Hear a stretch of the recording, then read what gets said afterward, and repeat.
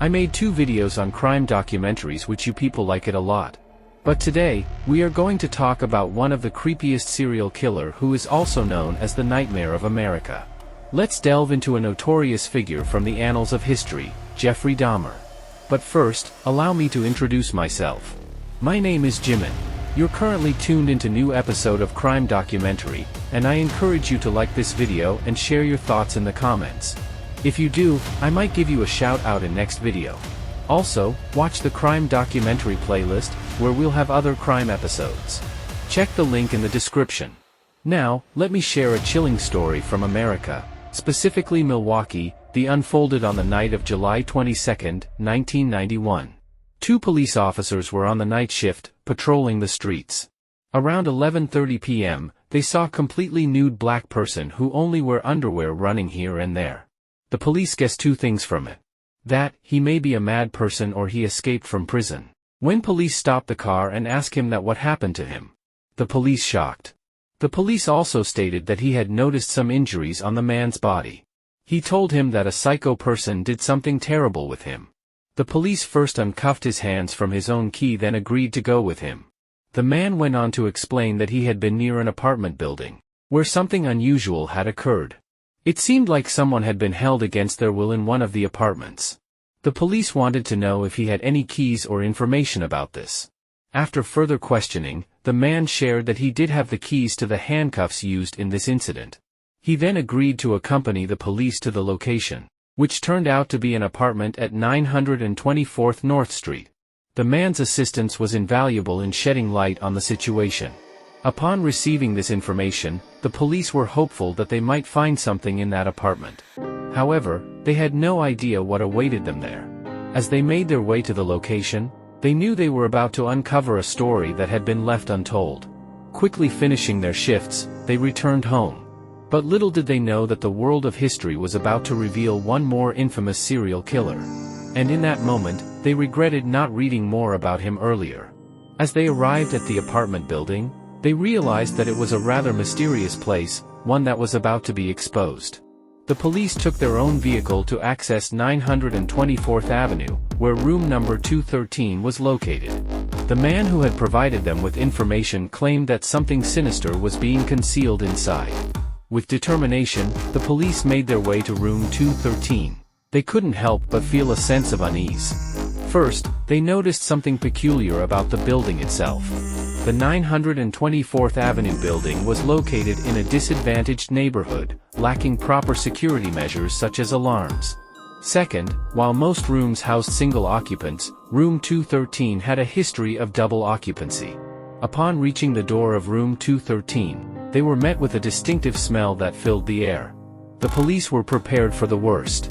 They cautiously knocked on the door, and a man opened it. As the door creaked open, a pungent odor rushed out. The police were taken aback by the odor but were undeterred. They wanted to speak with the man inside. The man, who appeared to be injured and handcuffed, seemed relieved to see them. He quickly handed over his identification card to confirm his identity. The police learned that he had been captive and forced into hiding. The man revealed that he was assigned to work by someone who was now long gone. But there was something more that the police hadn't expected. As they entered the room, they were surprised to find it well maintained and tidy. It was clear that someone had put a lot of effort into keeping the place in excellent condition. However, what caught their attention was a large, well-maintained aquarium. Then the police decided to investigate further.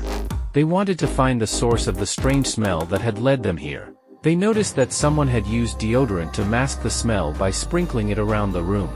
It was an attempt to overpower the stench that filled the air. The police, in their search, covered their noses and ears to escape the overpowering odor. As they looked around the room, they came across Jeffrey Dahmer and decided to engage with him. They wanted to know more about the person responsible for this strange setup. Jeffrey Dahmer was cooperative and answered their questions. He expressed his desire to be in control of things, and he shared his interest in certain types of fighting techniques. His responses intrigued the police. As they continued to converse, the police observed the room, filled with gay posters. It was clear that Jeffrey Dahmer had a fascination with a particular type of artwork, which added to the eerie atmosphere. The police couldn't help but feel intrigued by Jeffrey Dahmer's peculiar tastes. It was unusual and fascinating, and they were drawn into the conversation. This unexpected turn of events left them both puzzled and intrigued. These photos were believed to be a heart-trembling revelation in the world of history. Today, even faith in these photos is difficult to dispute. Why? Because the police, at that moment, saw something that sent shivers down their spines. I will now tell you why these photos were so disturbing. Each of these photos depicted a dissected human body. In other words, every photo showed a different part of a human body, down to the smallest details. It was as if they had taken a head-to-toe inventory of a person's anatomy. The unsettling part was that every head in the photos had been separated from the body, and someone had meticulously painted above each neck. As a result, it appeared as if there was no connection between the heads and the bodies in the photos. But the artwork was shockingly grotesque. A man had been depicted in a disturbing pose, seemingly attacked from behind. His head was thrown backward and forcibly rammed into a wooden structure. The entire body was depicted with gruesome incisions in all the photos. As the police viewed these unsettling images, their senses were overwhelmed, and fear set in. Inside the room, they began to feel a growing unease. The realization that they were witnessing a series of horrifying images took hold of them. Each photo portrayed the same bedroom, and it became evident that the images were linked to the man in a dreadful manner. Terrified by what they had just seen, the police quickly left the room. When they rejoined their colleagues outside, they were questioned about what had happened. He said this to everyone first. He applied handcuffs to Jeffrey Dahmer. Secondly, there was only one murder that happened, or so it seems. Is that right? Now, who has made the solution to this? Afterward, both police officers have approached Jeffrey Dahmer. But instead of handcuffs, they gave him a warning. The second man, who was standing there, also told him that, "Did you please check his fridge by going to do it?" As for the police, they went to check the fridge. Inside the fridge, they found something similar to mangoes. Some special items were above, like juice, ketchups, meats etc., while others were below, including fish, etc. Vegetables and more were laid down. Below, there was a basket in which a human head had been kept. It had been completely chopped, and the eyes had become disconcerting. Also, long, flowing hair adorned it. Upon seeing this, the police officers were left stunned. They went inside to see what had happened. All of them were filled with more fear when they saw that. They found items above, like juice, and below, such as fish, etc.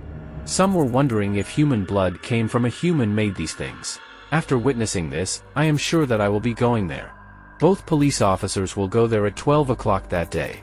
Their shift will not be extended ahead because of this. You people may thinking that why I told you the victim's story first, right? Well, if you listen that story, then you will better understand his whole story. Now, let's talk about Jeffrey Dahmer. First, let me provide you with the total number of Jeffrey Dahmer's victims, which was 17. These were the victims of his heinous crimes. Taking you to the apartment where all this occurred, it was apartment 213. In there, such disturbing things happened. Now, let me tell you more about what was associated with him. I cannot show you all the gruesome details, as it is quite disturbing. Let's talk about his early life. I'm sure some people watched on Netflix. People saw it, but I can only tell you some of the things. As for the person who can tell you more, I can point you somewhere, but I cannot provide an address. Only the creators of this mysterious episode have that address. So, now, if you want to understand Jeffrey Dahmer's past, you'll have to delve into his history. It turns out that he suffered from schizophrenia, which led him down a dark path. One of the reasons for his mental condition deteriorating was a brain injury. What's unique about Jeffrey Dahmer's case is that it went in the opposite direction. Why did he become a serial killer? Is it because his family had no shortage of money, and there was no reported brain injury? Or, there's something else at play here. Here's what I can tell you about Jeffrey Dahmer's father. When Jeffrey was born, his father was always there.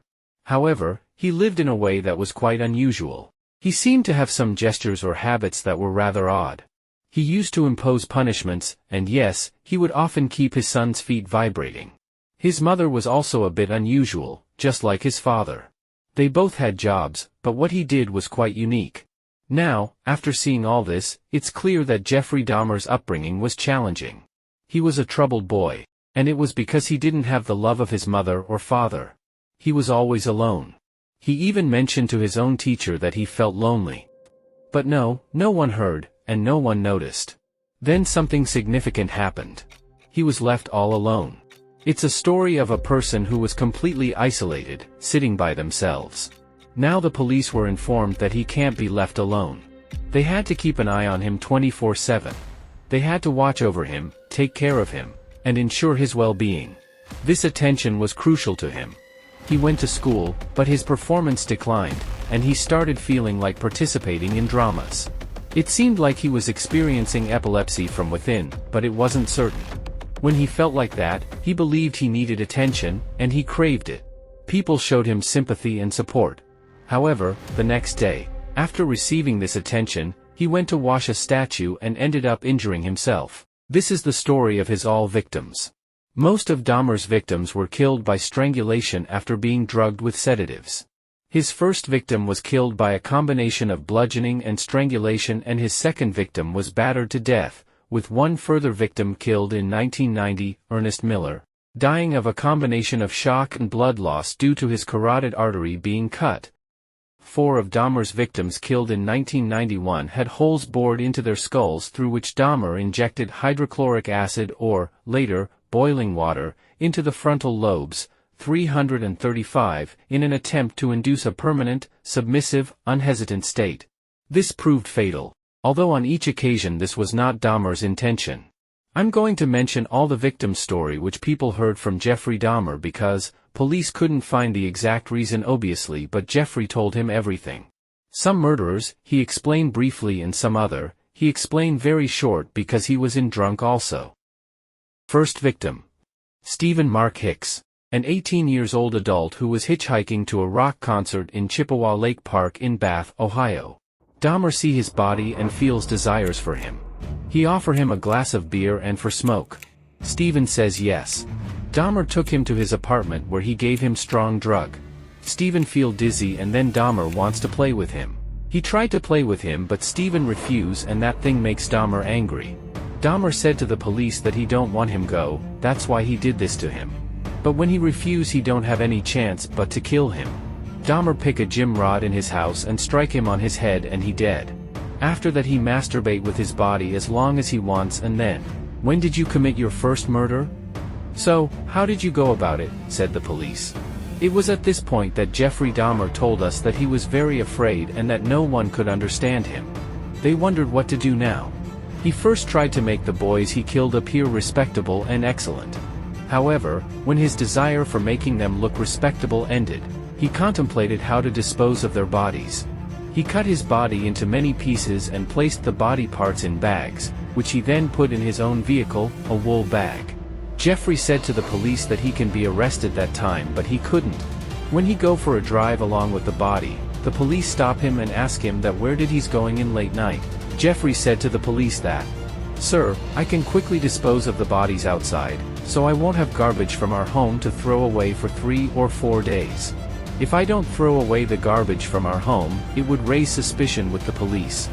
The police were initially convinced by Jeffrey Dahmer's explanation and let him pass. They had their doubts. They took his explanation with a grain of salt and continued to talk to him, pressing him about his activities. During their conversations, it became clear that Jeffrey Dahmer kept repeating the same stories and excuses, which raised suspicions. He dismembered the body and buried the remains in the backyard.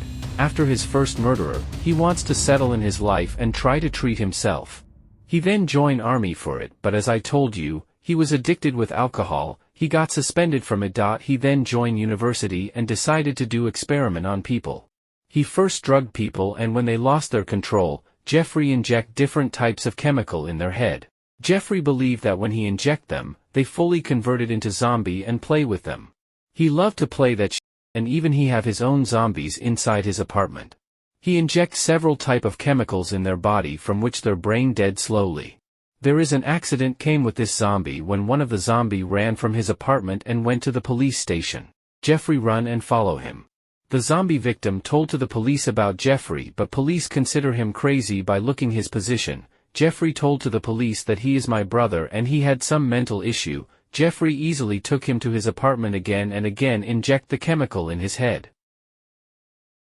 Stephen Twomey, 24, November 20, 1987. Dahmer says his second victim came nearly 10 years after he killed Hicks because he was spooked by the police officers who stopped him on the road while traveling to dispose of Hicks' body. After taking Twomey from a Milwaukee bar to a room at the Ambassador Hotel, Dahmer says he awoke the following day to Twomey's lifeless body. Just like with Hicks, Dahmer claimed Twomey's death was unplanned. Monster shows Dahmer trying to revive Twomey's dead body before stuffing it in a suitcase and heading to his grandmother's house where he was living. It doesn't show that Dahmer told investigators that he had an innocent taxi driver help him with the suitcase. When the pungent stench from the suitcase inspired the taxi driver to ask Dahmer what was in it, Dahmer remained silent and had him drive him to his grandmother's house, where he dismembered and dissected Twomey's body. Dahmer keeping Twomey's severed head as a repugnant souvenir. James Dockstader, 14, January 18, 1987. The story of that person who escaped from Jeffrey House and went to police and Jeffrey told him that Jeffrey is his brother and he's having mental issue. Let's talk about him. James Dockstader, a 14-year-old who ran away from home to escape an abusive stepfather, according to his mother Debbie Vega's 1991 account told to Tampa Bay Times. Dahmer told detectives he came across Dockstader at a bus stop outside of former nightclub 219 Club. He offered the young man cash to coax him into coming to his grandmother's home, where he drugged Dockstader with sleeping pills before having sex with his unconscious body and killing him. Richard Guerrero, 25, March 24, 1988. Guerrero fell victim to Dahmer's wicked ways after the serial killer offered him $50 to spend the night with him at his grandmother's home. Dahmer subdued Guerrero with sleeping pills as he did with other victims and proceeded to strangle and dismember the young Mexican man. Dahmer disposed of his remains and was only tied to his death after he identified him through a family photograph. In Monster, Guerrero is not mentioned by name but is featured in a montage of men Dahmer victimized at his grandmother's home as he explained his disturbingly methodical routine of taking their lives. Anthony Sears, 26, March 25, 1989. Sears was an aspiring model who had his life cut short after crossing paths with Dahmer, who kept his genitalia and skull in his apartment after killing him. Dahmer was only able to kill Sears because Judge William Gardner decided to give Dahmer work release as part of his one-year jail sentence for second-degree sexual assault on 13-year-old Somsak Synthesophone 2 months prior. Raymond Smith, aka Ricky Beeks, May 20, 1990. Smith was the first victim Dahmer killed in his apartment at 924 North 25th Street in Milwaukee. Smith was a sex worker whose services Dahmer procured with the promise of $50. After killing him through strangulation, Dahmer took sexually suggestive photos of Smith's corpse. He also boiled Smith's dismembered remains before dissolving them in acid, except for his skull, which he kept in a cabinet. Eddie Smith, 28, June 1990. Smith's remains were never found, but Dahmer confessed to the murder after being questioned by authorities. In a sick twist recreated in Monster, Eddie's sister Carolyn Smith recalls receiving a call in April 1991 from someone who told her, "Don't bother looking for your brother, he's dead." Ernest Miller, 22, September 1990. Miller visited his aunt in Milwaukee over the Labor Day weekend in 1990 when he encountered Dahmer outside a bookstore. Dahmer seduced Miller back to his apartment by offering him money, and the pair had sex before Dahmer drugged the unsuspecting college student and sliced his throat. Dahmer kept Miller's biceps in the freezer for twisted reasons, painted his skull, and bleached his skeleton. Similar to Eddie Smith's sister, Corinne Miller, Ernest's grandmother, recalls receiving a phone call 2 weeks after their family reported Ernest missing from a strange groaning voice faintly saying, "Help, help, help." David C. Thomas, 23, September 24, 1990. Thomas was a joyous father of a 2-year-old girl when Dahmer murdered him after leading him back to his apartment following a chance meeting at the Grand Avenue Mall. Curtis Strader, 17, February 18, 1991. Dahmer confessed to seeing Strader waiting for the bus near Marquette University and offering the young man money in exchange for taking naked photos. Dahmer took pictures of each step of Strotter's dismemberment after killing him, before keeping his skull. Errol Lindsay, 19, April 7, 1991. Lindsay's death is when Dahmer's already torturous compulsion grew darker. Errol's brother Michael Lindsay told the Associated Press in July 1991 that his brother could have possibly run across Dahmer on his way to the key shop he was heading to around the time of his disappearance. After encountering the teenager, Dahmer drugged him and then poured hydrochloric acid into a hole in his head he drilled to put him into a zombie-like state. Improbably, Lindsay awoke before Dahmer strangled and dismembered him while keeping his skull. Anthony Tony Hughes, 31, May 24, 1991. Of the deaths highlighted in Monster, the murder of deaf and mute man Anthony Tony Hughes was arguably the most heartbreaking. In the show, Dahmer encounters Hughes dancing at a gay club and attempts to persuade him to come to his home, but Hughes initially declines to make Dahmer put in more effort for his affection. The pair form a romantic relationship involving Dahmer learning sign language to communicate better with him and the two seemingly having consensual sex on the day of Hughes's death. Dahmer even resists the urge to drug Hughes in favor of a natural connection. No reports from the time of Dahmer's arrest indicate the pair had any relationship. Instead, it's been reported Hughes was convinced to go to Dahmer's home after a night out at the club by the prospect of being paid to pose for photographs. Dahmer left his body on his floor for 3 days before dismembering it and photographing it. FBI records state Hughes's vertebrae and skull were recovered from Dahmer's apartment. Konarak Synthesumphone, 14, May 27, 1991. We're introduced to Konarak Synthesumphone early in Monster as the brother of Somsak, one of Dahmer's victims who escaped. In the show, Konarak acknowledges he knows what Dahmer did to his brother but still goes to Dahmer's apartment in a desperate attempt to bring money back to his family by posing for Dahmer's photos. As he did with Hughes days earlier, Dahmer attempted to lobotomize Konarak by drilling a hole in his skull while Konarak's body lay lifeless on the ground of his bedroom. He was able to flee Dahmer's captivity, only to be returned to his apartment after Dahmer convinced police officers that Konarak was his lover having a drunken episode.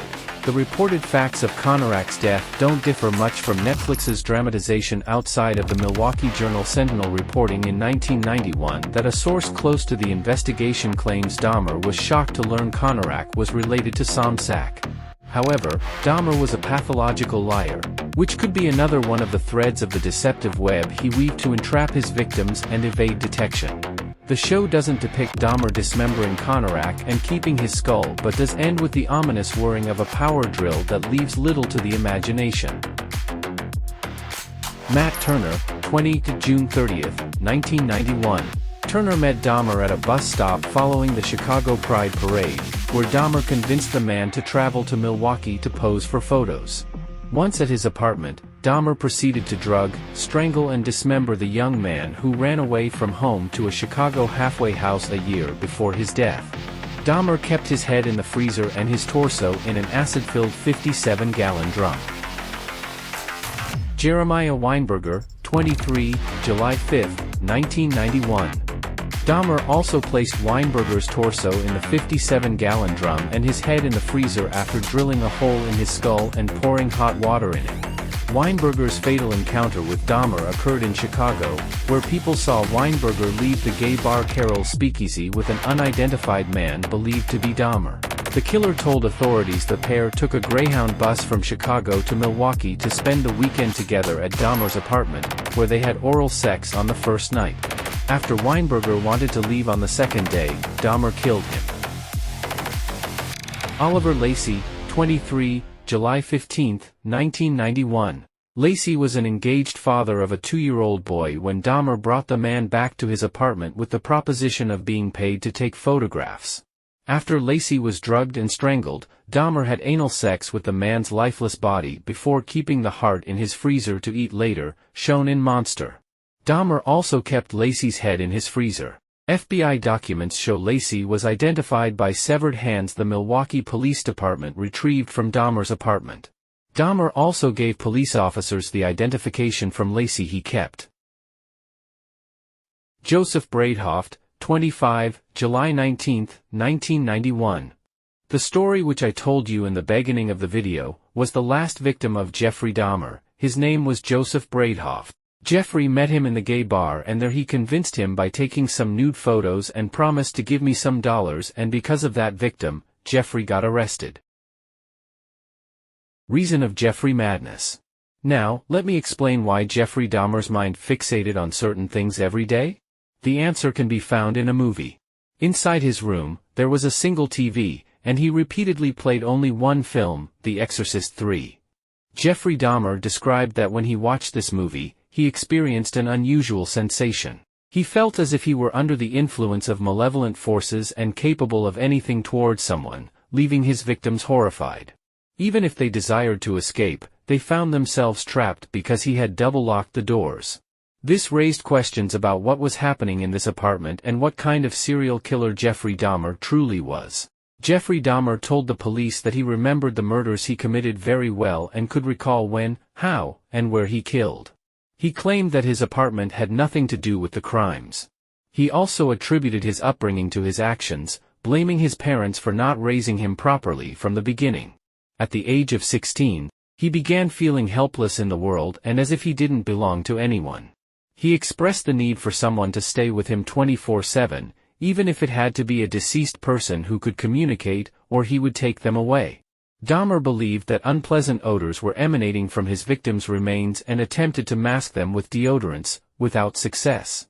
As a result, the police requested a medical evaluation, during which a pathological doctor interviewed him for 12 hours. The doctor concluded that Dahmer was mentally sound, exhibited logical behavior, and appeared like a normal person.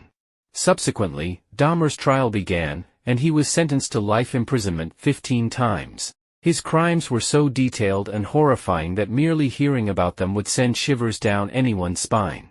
I have often listened to his publicly given interviews, whether to journalists or doctors, which are readily available on social media. Each time I listen to him, I am astounded that such a person exists in this world. His journey began in Milwaukee, where he was initially incarcerated, isolated, and reading books.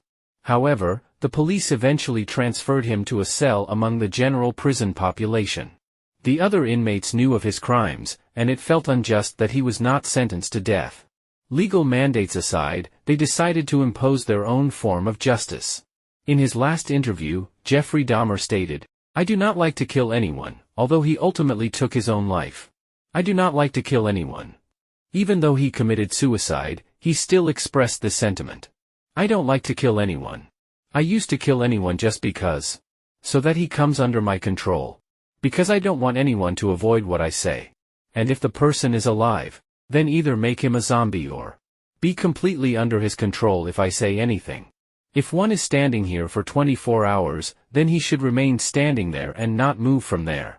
When Jeffrey Dahmer wanted this thing, whoever was under his control should obey him, not ignore his words, not speak in front of him, and to accomplish these things, he used to kill people for his own good. But still, I have brought out those facts from it that you might not have heard." Death. Dahmer was killed on November 28, 1994, by his fellow prison inmate Christopher Scarver.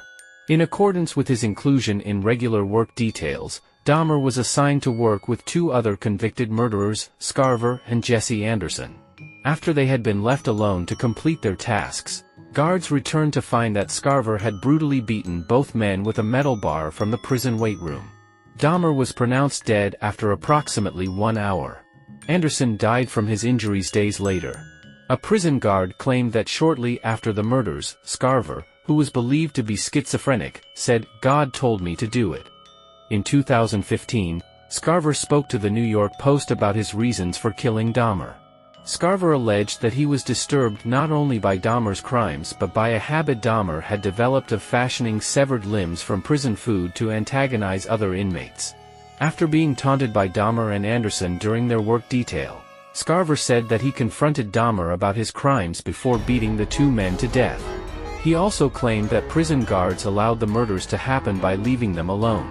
Catherine Lacey, the mother of Dahmer's victim Oliver Lacey, said his death brought her no closure. "The hurt is worse now, because he's not suffering like we are." Now, let me mention his famous quotes after he arrested. I know society will never be able to forgive me. I know the families of the victims will never be able to forgive me for what I have done.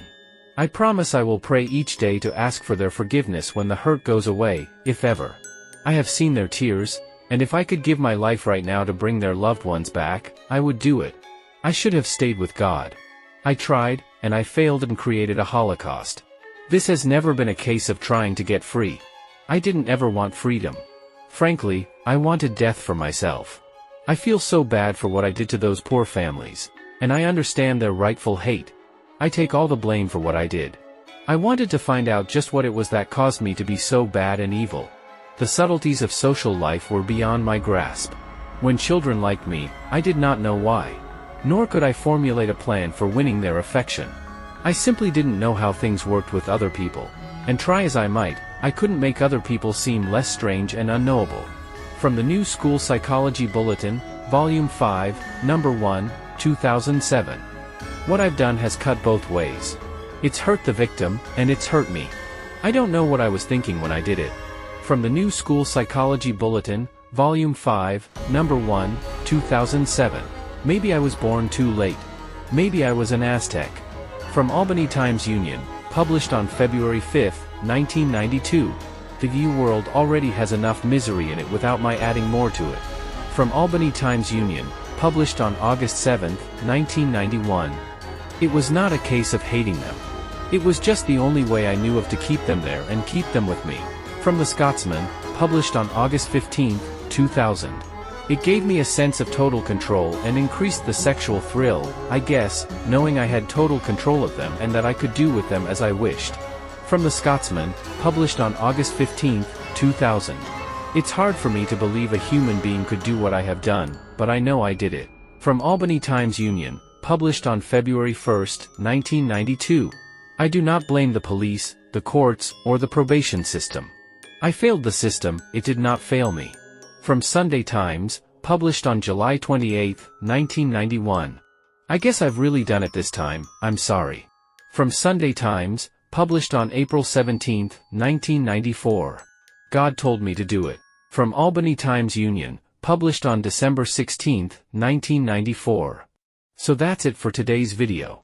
I hope you enjoyed this episode. The episode was big, but hopefully you understand. My next video will be on the third biggest serial killer of 20th and 21st century. The killer of 100+ people. Stay tuned and subscribe for next episode. Now, let's give a shout out to the comment of the week. Thank you so much for watching. Hopefully we hit 1,000 subscribers this year. Subscribe blue info and turn on bell notification. Thank you so much, bye bye.